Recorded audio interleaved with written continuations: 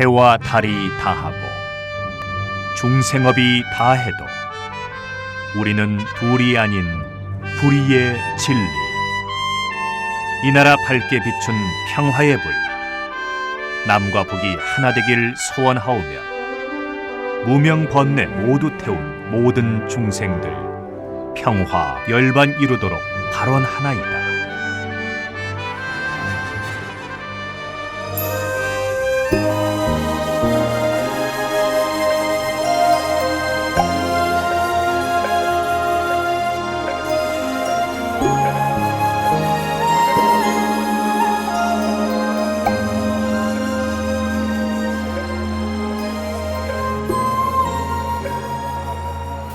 선무 회자 스님과 마음으로 찾아가는 108산사 영상순례, 오늘은 51회차로 영주 부석사로 갑니다. 부석사는 한구 하엄종의 근본도량이죠. 신라 문무왕 때 의상대사가 왕명을 받들어 창건한 절입니다. 의상대사는 원효대사와 함께 중국에 유학을 가다가 원효스님은 도중에 신라로 돌아오고 의상스님은 당나라로 가서 하엄학을 배우고 귀국하여 전국에 하엄 사찰 10곳을 세웁니다. 그 중에 부석사, 부산의 범호사 등등이 있습니다. 전설에 의하면 당나라에서 유학 중인 의상 스님을 흠모한 여인 선묘낭자가 용으로 변하여 이곳까지 날아왔다고 합니다. 용은 이곳에 숨어있던 도적 때 500명을 바위를 날려 물리쳤고 그 바위는 무량수전 뒤에 내려앉아 부석, 즉 뜬 바위라고 하여 지금도 부석이라는 글자가 각인되어 남아 있습니다.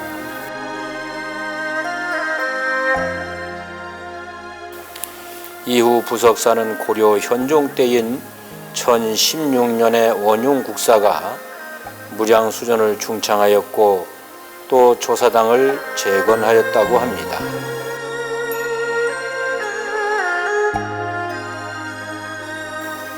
무량수전 앞에는 안양루라는 누각이 있는데 이곳에서 바라보는 전망은 천하일품이라고 합니다. 이 안양루에는 사명대사 유정스님이 쓴 누각기가 있습니다.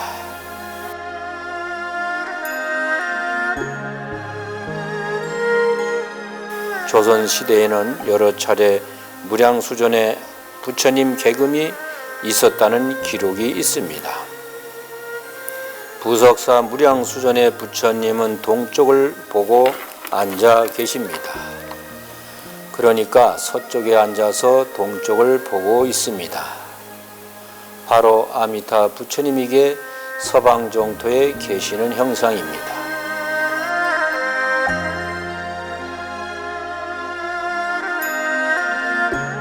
부석사에는 무량수전이 국보이며 조사당 수조 열애 좌상, 조사당 벽화, 석등도 국보입니다.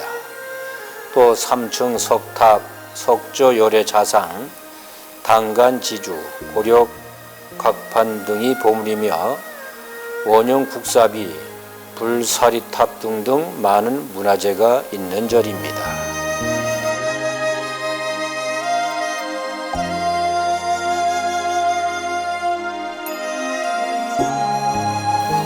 부석사를 창건한 의상대사의 제자가 3,000명이나 있었다고 합니다. 특히 해철국사, 무영국사, 징요대사, 원흉국사, 원흥국사 등등 수없이 많은 제자들이 그 법통을 이어받았다고 합니다.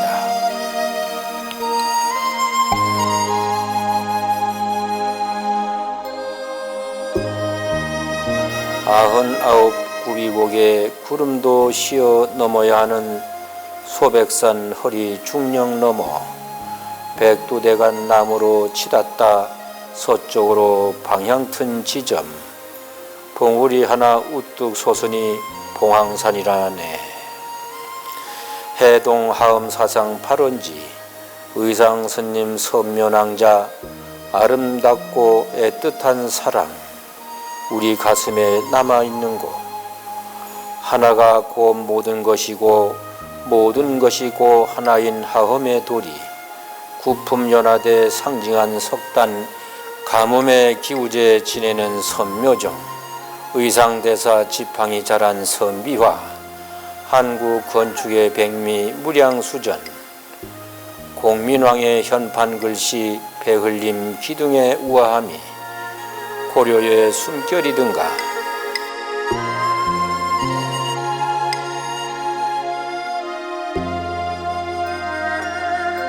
인간미 넘치는 모습 웅장하고 화려한 광배 당당한 모습으로 천년 세월 내려다보는 아미타 열애불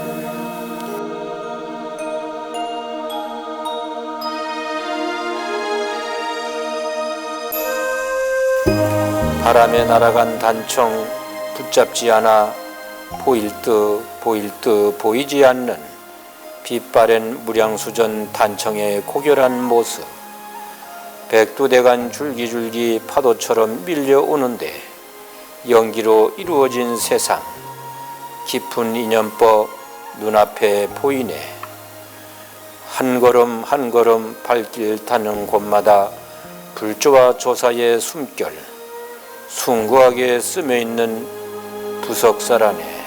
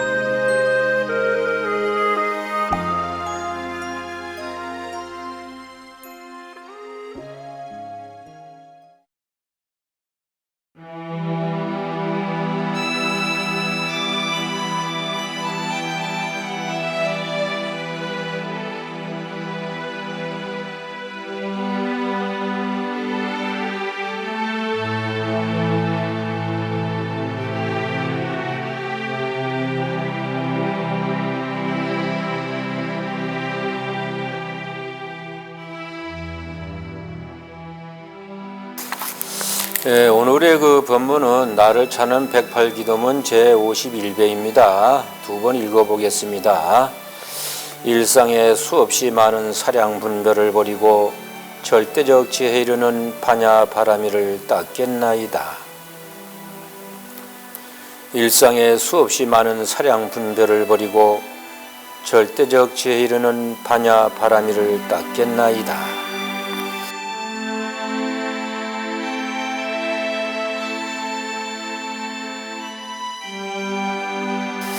육바라밀 중에 그 마지막인 바냐 바라밀에 대한 본문입니다. 바냐는 지혜의 완성을 의미하지요. 바냐는 인도말 뿌라나를 번역한 말인데 수승한 지혜란 뜻입니다. 여기서 지혜라고 할 때는 보통의 아르마리를 떠난 훨씬 높은 지혜라고 할 수 있습니다.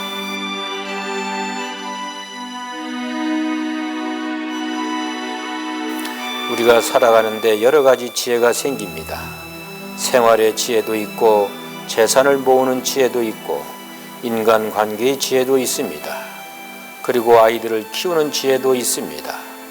그 지혜는 사람마다 다르고 경우에 따라서 다 다를 수가 있습니다.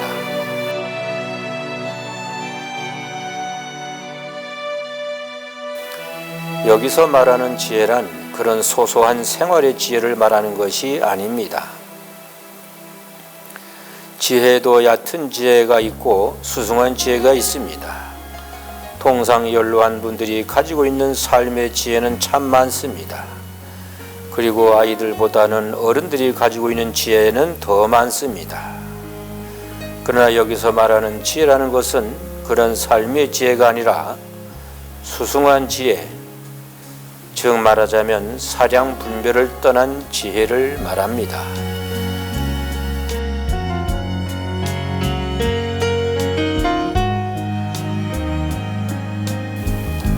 사량 분별이란 것이 무슨 말인가 하면 내가 생각으로 지어내는 분별심을 말합니다. 우리 인간의 행동은 무의식적으로 하는 행동보다는 대부분 내가 사전에 생각해서 이렇게 할까 저렇게 할까 하고 궁리를 하게 됩니다. 그리고 이 사람은 이렇고 저 사람은 저렇고 하는 판단을 하게 됩니다. 오늘 날씨가 춥다는데 순례를 갈까 말까, 또 가면 추운 데서 떨면서 기도를 해야 하는데 기도만 붙일까, 기도를 붙이면 누구한테 붙이나 등등을 생각하고 구분하고 분별하는 것이 바로 사량 분별이라고 합니다. 여기서 분별심은 대부분이 우리가 학교에서 배운 지식, 상식, 이리저리 들었던 정보, 흘러다니는 이야기, 신문, 방송, 책 등에서 얻은 가치를 가지고 자기 행동을 결정합니다. 그리고 남을 판단하고 사물을 판단하고 선악을 판단합니다. 좋고 나쁘고 못난 사람, 잘난 사람을 분별합니다.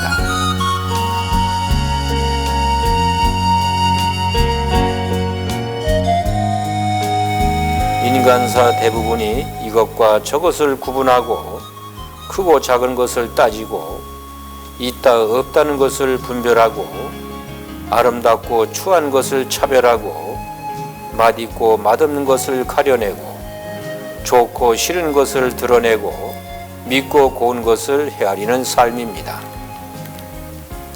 여기서 말하는 반야의 지혜라는 것은 그런 것이 아니라 분별과 차별심을 떠난 지혜를 말합니다.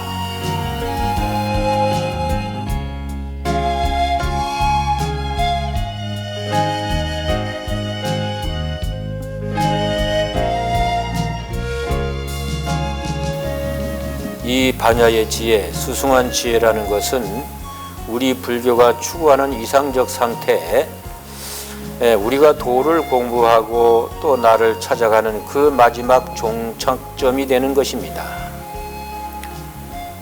바라밀은 그 인도에서 파라미타라고 한다고 하였죠. 파라미타를 중국에서 번역할 때 바라밀이라고 한 것입니다.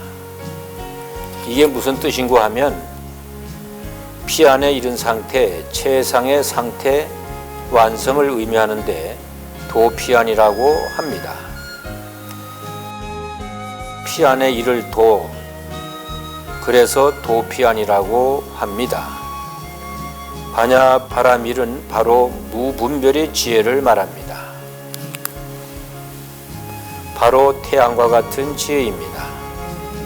우리가 사는 날씨는 칠흑같이 어두운 먹구름이 끼고 천둥이 치고 장대 같은 비가 몇 날 며칠을 쏟아지는 날이 계속되면 어떤 사람도 그 마음이 막지를 못합니다. 그러나 저 먹구름 위에는 언제나 밝고 찬란한 태양이 있다는 것을 우리는 압니다. 바로 그와 같습니다. 사량 분별하는 것은 먹구름이 끼인 상태이고 그 먹구름 위에는 찬란한 밝은 태양이 언제나 비추고 있으나 우리는 그것을 잠시 잊고 있습니다. 바로 이 태양이 반야의 지혜입니다. 우울할 것도 자포자기할 것도 없습니다. 저 어두운 먹구름 위에는 찬란한 태양이 있음을 안다면 기분 나쁠 것도 우울할 것도 없습니다. 바람이 불면 먹구름이 걷히고 태양이 드러납니다. 이 말은 바로 우리 삶이 먹구름처럼 슬프거나 노여워하거나 해도 내가 가진 본성, 불성은 태양과 같은 것을 알면 안락한 삶이 되는 것입니다. 슬퍼하거나 노여워하는 것은 모두 분별심 때문이라는 것을 아는 것이 바로 반야의 지혜인 것입니다. 바로 탐진치 어리석음을 없애면 반야의 지혜로 사는 것입니다. 그래서 우리는 일상에 수없이 많은 분별심으로 내 마음의 구름장을 덮는 것입니다. 그 구름장은 내가 만들고 내가 기분 나빠하고 내가 우울해하는 것입니다. 그래서 반야의 지혜, 반야바라미를 성취하면 그것은 바로 태양과 같은 지혜를 가진다는 것입니다.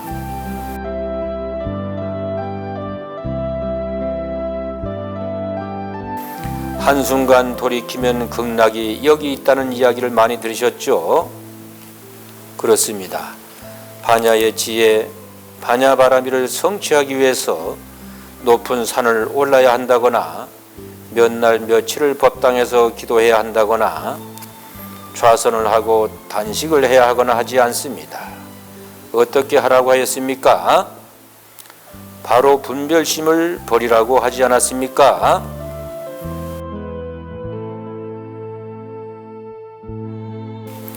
반야바라밀다를 의지하면 마음에 장애가 없고 마음에 장애가 없기 때문에 두려움이 없으며 전도된 생각, 즉 옳다 그르다 맞다 틀리다 좋다 나쁘다 하는 생각을 멀리 떠나서 마침내 열반에 이르니 과거 현재 미래 3세의 모든 부처님께서도 더 이상 깨닫고 공부할 것이 없는 위없는 궁극의 깨달음을 얻은 것도 반야바라밀다에 의지하였기 때문이라고 반야심경에 나와 있지 않습니까?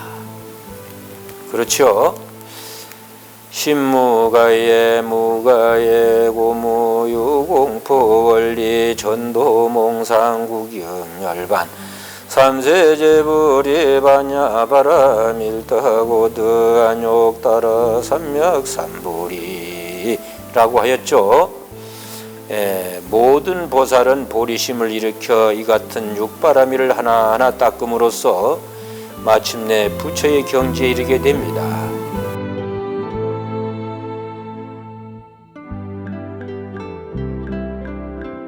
육바라밀을 닦는 것은 반야의 지혜에 근거하여 자리 이타의 보살행을 넓게 펼쳐 나가는 것이므로 이것이 바로 대승불교의 핵심이 되는 것입니다.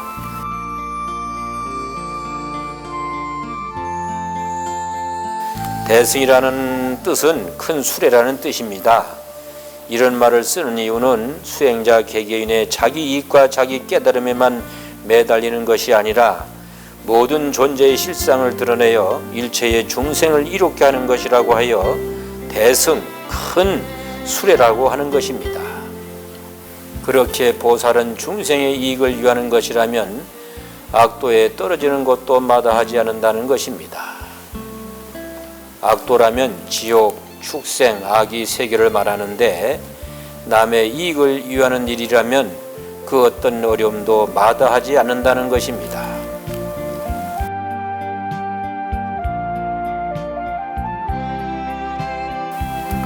세속의 사회는 그것이 어떠한 사회든지 나만의 사회가 아니며 남과 더불어 사회라는 것입니다. 나는 나이고 너는 너일 때 그곳에는 필연적으로 대립이 생기고 증오가 생기며 집착과 애욕이 존재하게 됩니다.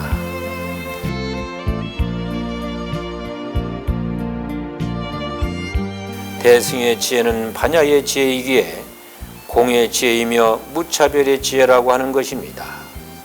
이 같은 지혜에 입각하여 어떠한 집착도 없이 이타행을 실천한 이가 바로 보살인 것이며 대승불교는 바로 보살의 불교인 것입니다.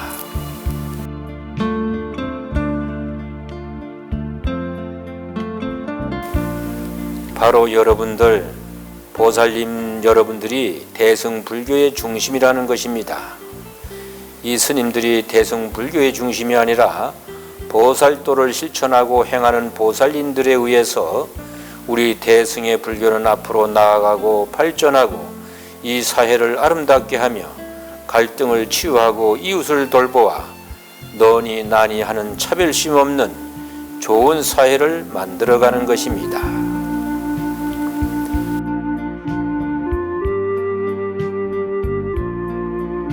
그러면은 51배를 두 번 읽어보겠습니다. 일상에 수없이 많은 사량 분별을 버리고 절대적 지혜에 이르는 반야 바라미를 닦겠나이다. 일상에 수없이 많은 사량 분별을 버리고 절대적 지혜에 이르는 반야 바라미를 닦겠나이다.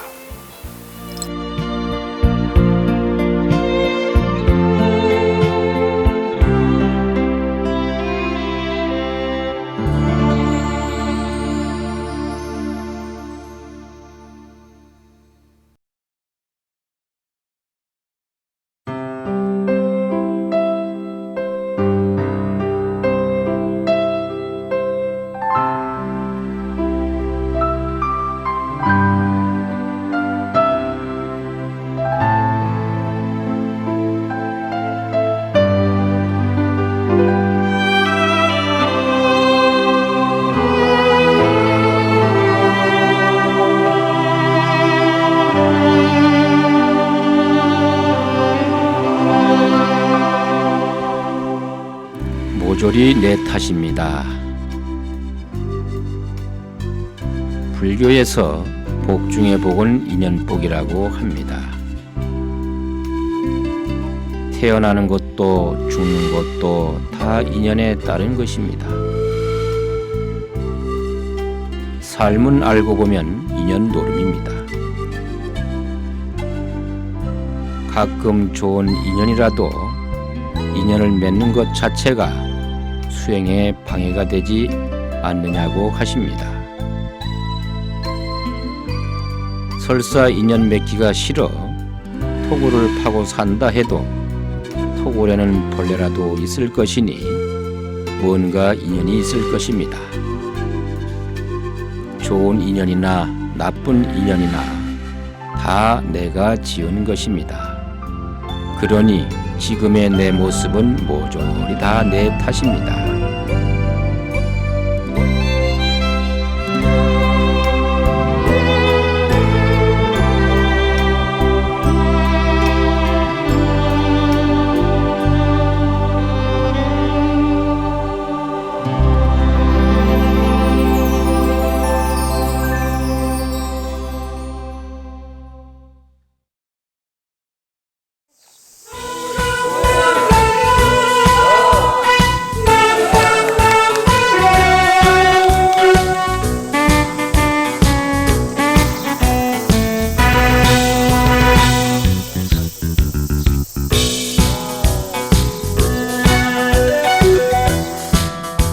모든 사람 신문사 바로